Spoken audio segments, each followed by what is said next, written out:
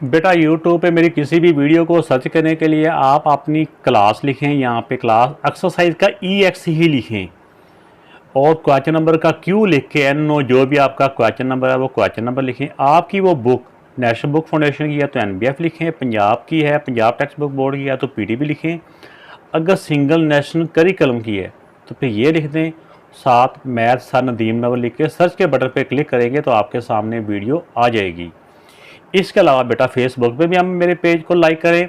इसके अलावा किसी भी क्वेश्चन के बारे में कोई मज़ीद को पूछना चाह रहे हो या क्वेश्चन ना मिल रहा हो तो मेरा इंस्टाग्राम पे भी मैं मौजूद हूँ, वहाँ पे आप मुझे मैसेज करें, आपको उसकी गाइडलाइन आपको दी जाएगी। इसके अलावा अगर आपने चैनल को सब्सक्राइब नहीं किया तो सब्सक्राइब करके मेरी हौसला अफजाई करें, वीडियो अच्छी लगे तो लाइक का बटन ज़रूर प्रेस। बिस्मिल्लाहिर्रहमानिर्रहीम। बेटा ये यूनिट 3 की रिव्यू एक्सरसाइज, तो इसमें ये क्वेश्चन नंबर 2 अभी मैं करने वाला हूँ। क्वेश्चन नंबर 2 में सॉल्व द फॉलोइंग मीन कि इनके अंदर जो कुछ भी साइन है उसके अकॉर्डिंग उनको सॉल्व करना है। तो ये सारे पार्ट्स दिए हुए हैं, तो इनको जो भी अगर कहीं पे प्लस है तो जब भी फ्रैक्शन की प्लस या माइनस होती है तो उसका एलसीएम होता है। अगर मल्टीप्लिकेशन हो तो मल्टीप्लिकेशन और डिवीजन में एलसीएम नहीं होता बल्कि वो कैंसलेशन होती है। तो ये देखते हैं इन क्वेश्चन को बारी बारी करते हैं और देखते हैं ये कैसे सॉल्व होते हैं।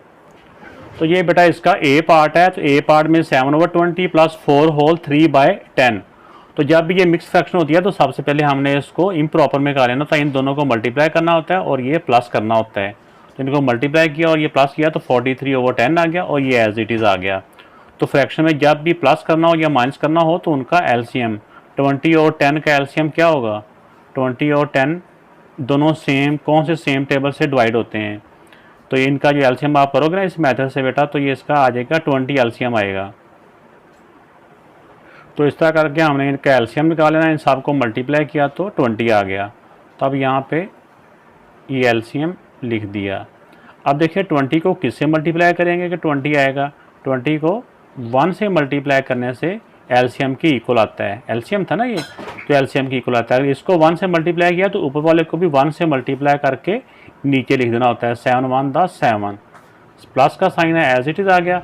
अब देखिए इस 10 को नीचे वाले नंबर को किससे मल्टीप्लाई करेंगे कि एलसीएम की इक्वल आ जाए, इसको 2 से मल्टीप्लाई करेंगे तो इसकी इक्वल आता है। अगर इसको 2 से मल्टीप्लाई किया तो ऊपर वाले को भी 2 से ही मल्टीप्लाई करके यहाँ लिख देंगे।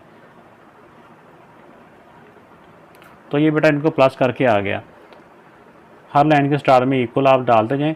अब इन दोनों को आप प्लस कर लें।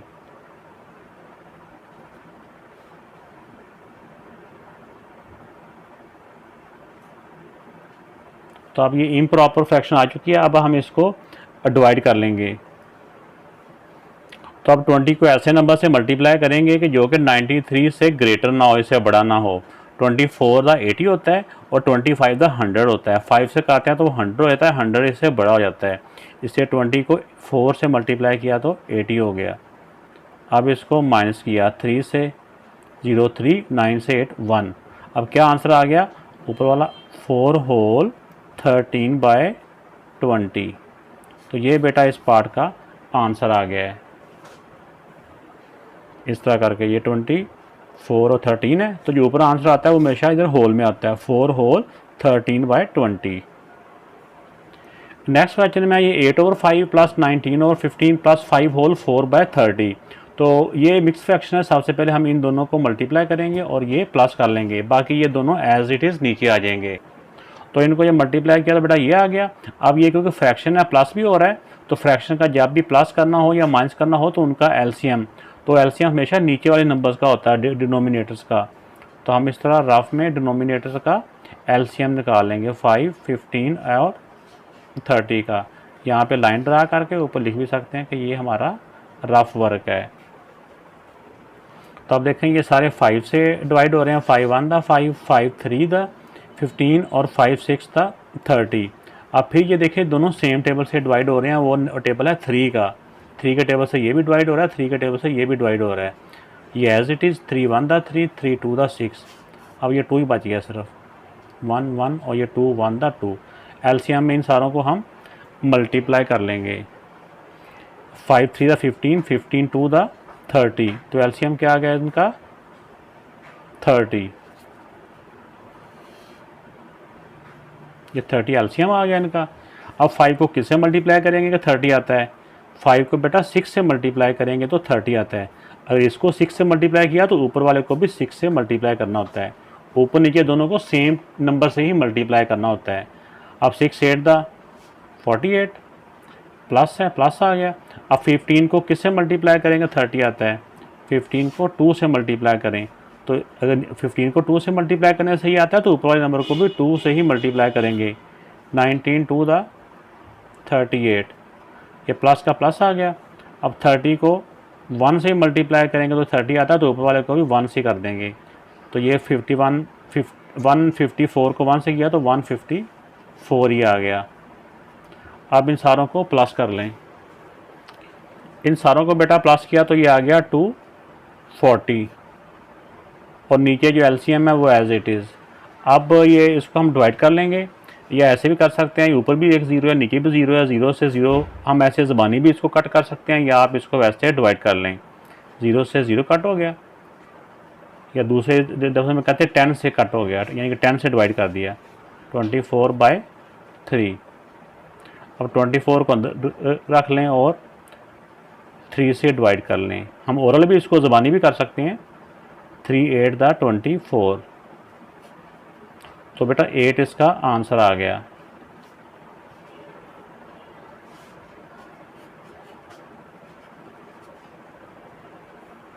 तो बेटा सी पार्ट है, सी पार्ट में भी इम्प्रॉपर, ये मिक्स फ्रैक्शन है, इसको हम इम्प्रॉपर में कन्वर्ट करेंगे।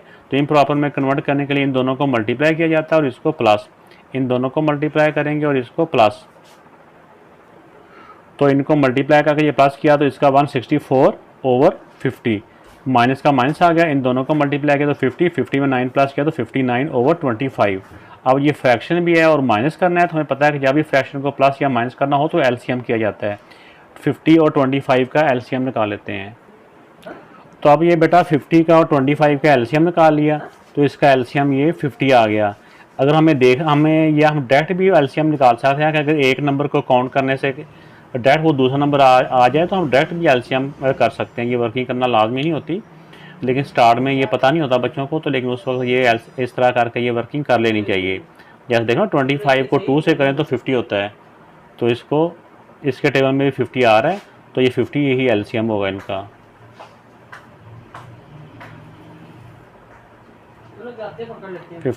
आप 50 को किससे मल्टीप्लाई करें, 50 आता है 1 से, तो इसको भी 1 से मल्टीप्लाई कर लेंगे।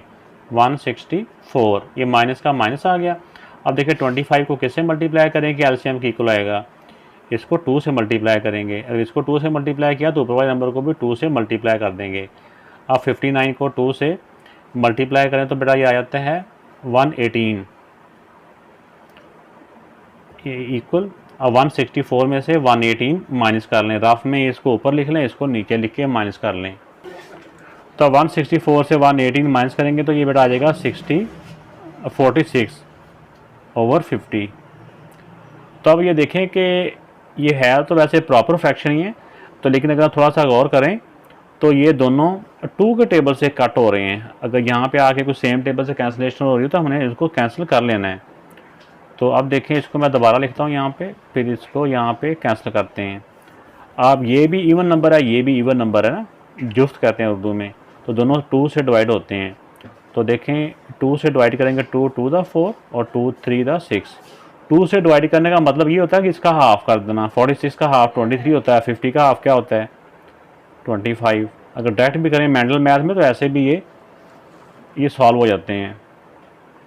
तो 23/25 बेटा इसका आंसर आ गया। तो बेटा इसका डी पार्ट है, डी पार्ट में भी ये एक मिक्स फ्रैक्शन है और दूसरी प्रॉपर फ्रैक्शन ही है, या फ्रैक्शन या मिक्स नहीं है। तो हम इसको मल्टीप्लाई करके और इसको प्लस कर लेंगे। तो इनको मल्टीप्लाई किया 41 को 44 को 1 से, तो फिर 16 प्लस किया तो 60 आ गया। 60 और 44 डिवाइडेड बाई 4/11। तो हमने सबसे पहले डिवीजन के साइन को चेंज करना होता है। डिवीजन को किस में चेंज करना होता है, डिवाइड के साइन को हमने मल्टीप्लाई में बदलना होता है। तो जब डिवाइड को मल्टीप्लाई में बदलते हैं तो साथ ही बाद वाली फ्रैक्शन भी बदल जाती है, उसका रेसिप्रोकल हो जाता है, उसको उल्टा देते हैं, नीचे वाली वैल्यू ऊपर, ऊपर वाली नीचे। मैथ की लैंग्वेज में इसको रेसिप्रोकल कहते हैं और वैसे बच्चे कहते हैं फ्रैक्शन को उल्टा दिया। तब यहाँ पे देखना होता है कि हमने अगर इसमें कि ऊपर वाला नंबर नीचे वाले नंबर से सेम टेबल से कैंसिल हो रहा हो, चाहे ऐसे ऐसे हो रहा हो या ऐसे ऐसे भी हो रहा हो। ठीक है, तो एक नंबर नीचे होना ज़रूरी है, एक नंबर ऊपर होना ज़रूरी है और सेम टेबल से दोनों कट हो रहे हों। जैसे देखो 11 और 44, 11 1 द 11, 11 4 द 44। अब देखिए 4 का टेबल काउंट करें तो उसमें 60 भी आता है। अगर आपको ऐसे ज़बानी नहीं पता तो आप चाहे इसको ना रफ में डिवाइड करके देख लें। 15 का टेबल होता है, 15 4 द 60 होता है। ठीक है, तो चाहे इस वाले 4 से कर लें, इस वाले 4 से कर लें। 4 1 द 4, 4 15 द 60। अब ऊपर 15 बच गया, नीचे 4 बच गया, 15/4। अब ये सेम टेबल से डिवाइड नहीं हो रहे, 15 को रखा अंदर और 4 से किया इसको डिवाइड। 4 3 द 12, तो माइनस किया तो 3 आ गया, 3 होल 3/4, 3 होल 3/4। तो ये बेटा आंसर आ गया। तो जो बेटा ई पार्ट है, ई पार्ट में भी ये मिक्स फ्रैक्शन है, तो सबसे पहले हम इनको मल्टीप्लाई करके और इसको प्लस कर लेंगे। तो ये इनको मल्टीप्लाई करके प्लस किया तो ये आ गया 68/31 मल्टीप्लाई बाय 62/24। तो ये पहले ही मल्टीप्लाई है, इसको तो अब नहीं ना कुछ भी करना। अब हमने यहाँ पे मल्टीप्लाई में एलसीएम नहीं होता, मल्टीप्लाई में कैंसिलेशन होती है अगर हो रही हो तो नीचे वाला नंबर ऊपर वाले नंबर से, चाहे ऐसे ऐसे या ऐसे ऐसे हो। तो अब देखो 31 का डबल करें तो 62 ही होता है। 31 1 द 31 2 द 62। अब ये भी देख लें कि ये कौन से सेम टेबल से कट हो रहे हैं। तो इसको पहले 2 से कर लेते हैं आप। 2 1 द 2 2 द, इसको 2 से करेंगे तो 2 3 द और 2 4 द। अब फिर देखें कि ये भी 2 से कट हो रहे हैं और इसको भी 2 से कट हम कर सकते हैं। जैसे देखें 2 1 द 2 और 2 6 द 12, इसके बदले में ये अब कट गया। अब यहाँ से ये 34 है, इसको मैं आगे एक दफ़ा नीट करके लिख लेता हूँ। 34 1 द 34 और 6 1 द 6। अब ये फिर 2 के टेबल से कट हो रहे हैं। अब देखिए 2 का टेबल कहाँ तक काउंट करेंगे, 6 आता है, 2 का टेबल 3 तक, और 2 का टेबल कहाँ तक काउंट करें, 34 आता है, 2 का टेबल 17 तक। कैसे 2 1 द 2 1 बच गया, 14 2 7 द 14, 17/3। तो अब ये इम्प्रॉपर फ्रैक्शन है तो हम 17 को रख के अंदर और 3 से डिवाइड कर लेंगे। तो 3 6 द 18 होता है, वो नंबर बड़ा हो जाता है इसलिए 6 से बड़ा हो जाता है, उससे छोटा 5 है। 3 5 द 15। तो नीचे बच गया 7 से 5 माइनस किया 2, तो ये आंसर आ गया 5 होल 2/3, 5 होल 2/3। ये बेटा इसका आंसर आ गया। इसका जो आंसर है बुक के पीछे और है, तो आंसर मतलब कि बुक के इस वैल्यू के मुताबिक बुक का आंसर गलत है, तो ये वाला आंसर इसका बेटा है। तो बेटा ये एफ़ पार्ट है, एफ़ पार्ट में भी पहले हम इसको मिक्स फ्रैक्शन है तो मिक्स फ्रैक्शन को हम राउंड ऑफ कर लेंगे, इसको इम्प्रॉपर में कर लेंगे। इनको मल्टीप्लाई करना होता है, ऊपर वाले को प्लस करना होता है और डिनोमिनेटर एज इट इज़ रह जाएगा।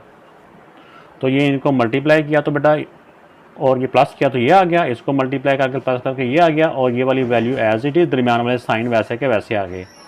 अब जो इसका बेटा जो भी इसकी डिनोमिनेटर में है ना, जो नीचे वाले नंबर है उनका हमने एलसीएम कर लेना होता है। तो अगर देखेंगे 7 का टेबल भी काउंट करें उसमें भी 28 आता है, 4 का टेबल काउंट करें तो उसमें भी 28 आता है, यानी 7 4 द 28 होता है। तो इस तरह अगर टेबल काउंट करने से इनमें से कोई नंबर आ रहा हो ना तो वही एलसीएम होता है। तो चाहे आप इसको आप ऐसे करके डिवाइड करके इसको चेक कर लें, फिर भी आंसर हमारा वही आएगा। एलसीएम एक ऐसा नंबर होता है कि इसका टेबल काउंट करने से भी वो नंबर आ रहा हो, इसका टेबल भी काउंट करें उसको वो नंबर आ रहा हो, इसका टेबल भी काउंट करें तो वो नंबर आ रहा हो, उसी नंबर को एलसीएम कहते हैं। तो हमें नज़र आ गया कि ये 7 4 द 28 होता है, तो 28 ही इसका एलसीएम होगा। हम ऐसे ज़बानी भी कर सकते हैं, वरना आप इस तरह से वर्किंग इसकी कर लेनी है। तो आप देखें कि 7 को किससे मल्टीप्लाई करेंगे 28 आता है, 7 को 4 से मल्टीप्लाई करने से 28 आता है, तो ऊपर वाले को भी 4 से ही मल्टीप्लाई करेंगे। 11 4 द 44, प्लस का प्लस आ गया। अब ये भी 28 है, इसको किससे मल्टीप्लाई करेंगे, 28 आता है 1 से ही, तो ऊपर वाले को भी 1 से मल्टीप्लाई करेंगे। 69 1 द 69 प्लस। अब 4 को किससे मल्टीप्लाई करेंगे, 28 आता है 4 को 7 से, तो ऊपर वाले नंबर को भी 7 से ही मल्टीप्लाई करेंगे। 7 3 द 21। अब बेटा पहले इन दो को प्लस कर लें, फिर जो आंसर आएगा उसमें ये वाला नंबर प्लस कर लें। इनको प्लस करने से आ रहा है 134 डिवाइड बाय 28। अब ये इम्प्रॉपर फ्रैक्शन है तो 134 को रख के अंदर डिवीजन के और 28 से हम डिवाइड कर लेंगे। अब देखें कि ये 13 भी छोटा है तो नेक्स्ट वाला जो नंबर है ना वो भी साथ अटैच कर लेंगे 134। अब 28 का टेबल काउंट करना है कि जो कि 28 का टेबल काउंट करना है कि जो कि 134 से ग्रेटर ना हो। फिर इसको बेटा 4 से मल्टीप्लाई करेंगे तो आ जाएगा 112। इसको माइनस किया, 4 से 2 गया 2, 3 से 1 माइनस किया तो ये भी 2 आ गया। तो इसका क्या आ गया आंसर, यहाँ पे लिख लेते हैं 4 होल 22/28। तो यहाँ पे देख रहे हैं कि अगर ये सेम टेबल से कट हो रहे हैं तो हमने इनको कट कर लेना है। तो ये हमें 2 के टेबल से कट हो रहे हैं, ये भी इवन नंबर है, ये भी इवन नंबर है। 2 1 दा 2 1 दा और 2 1 दा 2 4 दा। यहाँ से आ जाएगा 4 होल 11/14। ये बेटा इसका आंसर आ गया। तो ये बेटा जी पार्ट है, इसमें ये एक ये मिक्स फ्रैक्शन है तो इसको हम मल्टीप्लाई करके इसको प्लस कर लेंगे और इसको भी मल्टीप्लाई करके ऊपर वाले को प्लस कर लेंगे। तो अब देखिए बेटा इनको मल्टीप्लाई करके प्लस किया तो 30/8 आ गया और इनको मल्टीप्लाई करके ये प्लस किया तो 15/4 आ गया। अब ये प्लस है, प्लस में क्या होता है, एलसीएम होता है 8 और 4 का। ये हमें नज़र आ रहा है कि 4 का टेबल काउंट करें तो उसमें 8 आ रहा है ना, तो इसलिए यही इनका जो बड़ा नंबर होता है ना यही इसका एलसीएम हो जाएगा, 8 इनका एलसीएम हो जाएगा। इसको 1 से मल्टीप्लाई करेंगे तो एलसीएम आता है, तो ऊपर वाले को भी 1 से मल्टीप्लाई करके यहाँ लिख देंगे 31 दा 30 प्लस का प्लस। अब 4 को किससे मल्टीप्लाई करेंगे, 8 आता है 2 से, तो ऊपर वाले को भी 2 से ही 15 2 दा 30। अब 30 में 30 प्लस किया तो 60 डिवाइड बाय 8। तब 60 ये एक इम्प्रॉपर फ्रैक्शन है तो ऊपर वाले नंबर को डिवीजन के अंदर रख के नीचे वाले से डिवाइड कर लेंगे। 8 7 दा 56 माइनस किया तो 4 आ गया, तो आ गया 7 होल 4/8। ठीक है। अब ये देखें ये दोनों सेम टेबल से कट हो रहे हैं और कौन से टेबल से कट हो रहे हैं, ये 4 के टेबल से कट हो रहे हैं। 4 का टेबल कहाँ तक काउंट करेंगे, 4 आता है, 4 का टेबल 1 तक, और 4 का टेबल कहाँ तक काउंट करेंगे, 8 आता है 2। अब आ गया 7 होल 1/2।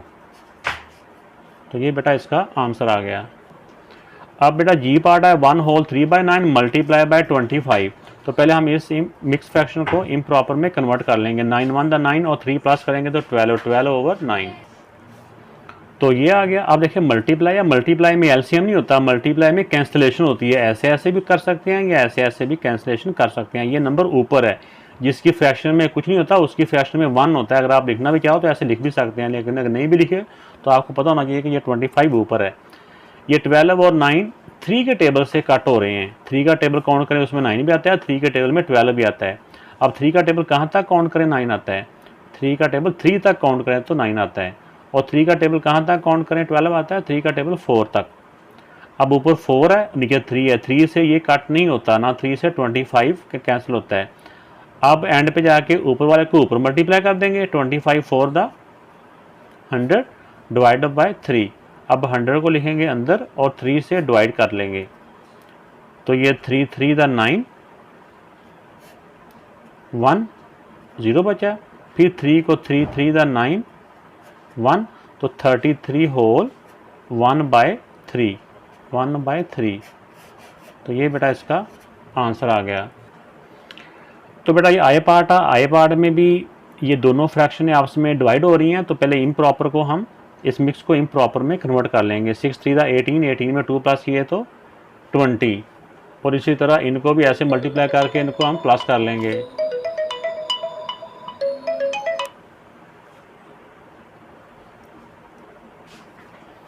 तो ये देखें कि ये अब इसको सबसे पहले हमने डिवीजन को मल्टीप्लाई में बदलना होता है। तो ये पहली फ्रैक्शन एज इट इज़, और इस डिवीजन को मल्टीप्लाई में बदलेंगे तो बाद वाली वैल्यू का रेसिप्रोकल हो जाएगा, वो वैल्यू उलट जाएगी।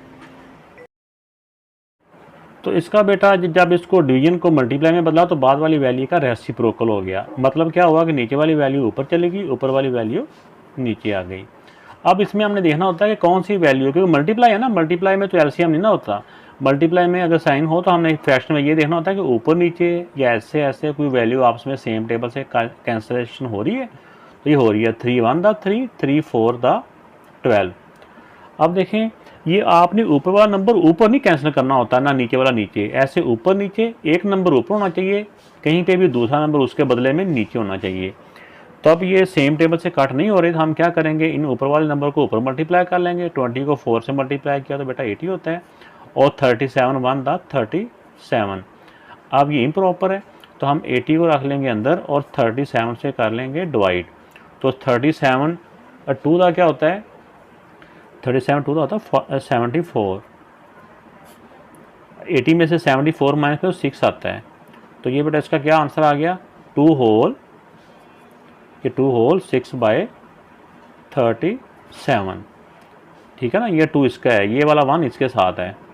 तो ये बेटा इसका आंसर आ गया। 37 तो अपने आप से के अलावा किसी और से डिवाइड नहीं होता, तो यही इसका आंसर है।